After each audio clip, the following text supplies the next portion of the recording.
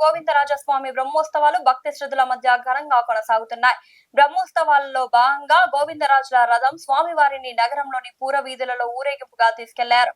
5 రోజుల పాటు జరిగే ఈ బ్రహ్మోత్సవాల్లో ప్రతిరోజు ప్రత్యేక పూజలు కార్యక్రమాలు నిర్వహిస్తున్నారు. చివరి రోజు స్వామివారు ఆలయానికి చేరుకునే వరకు నగర వీధులలో రథం తిరుగుతూ భక్తులకు ఆశీర్వాదం అందించారు. స్వామివారి రథం నగరంలోని ప్రధాన వీధుల గుండా ప్రయాణిస్తూ భక్తులకు దర్శనమిస్తుంది. స్వామివారి ఊరేగింపును చూసేందుకు భక్తులు స్థానికులు పెద్ద సంఖ్యలో తరలివచ్చారు. మహిళలు మంగళ హారతితో అడుగడుగునా స్వాగతం పలుకుతూ ప్రసాద వితరణ చేస్తుంటారు. ఈ కార్యక్రమంలో వివాహకులు, భక్తులు, స్థానికులు పాల్గొని భక్తి శ్రద్ధలతో స్వామివారికి ప్రార్థనలు చేశారు. మొత్తం కార్యక్రమం భక్తిమయ వాతావరణంలో ఘనంగా జరిగింది.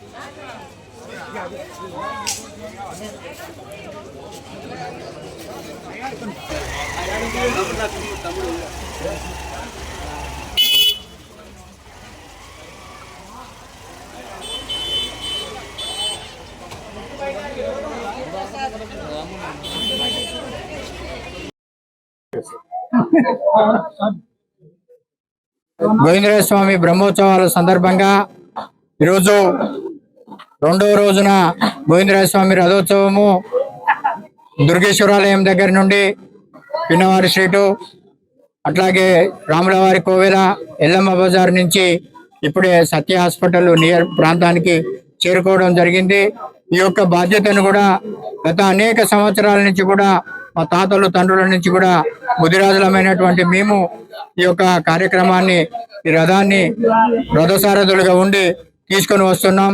ఈ యొక్క కార్యక్రమము మాకు రావటం అనేది జనరల్ గా ముదిరాజులందరికీ కూడా ఎక్కడైనా చేపలు, చెరువులు ఉంటాయి. మాకు మాత్రం దేవుడు ఈ యొక్క అవకాశాన్ని కల్పించి ఈ రథాన్ని తీసుకుపోయే భాగ్యాన్ని కల్పించిండ్రు. దీనికి కూడా ప్రతి సంవత్సరం మాకు గవర్నమెంట్ కూడా కట్టడి రూపకంగా ముదిరాజులకు మాకు ఇవ్వడం జరుగుతున్నది.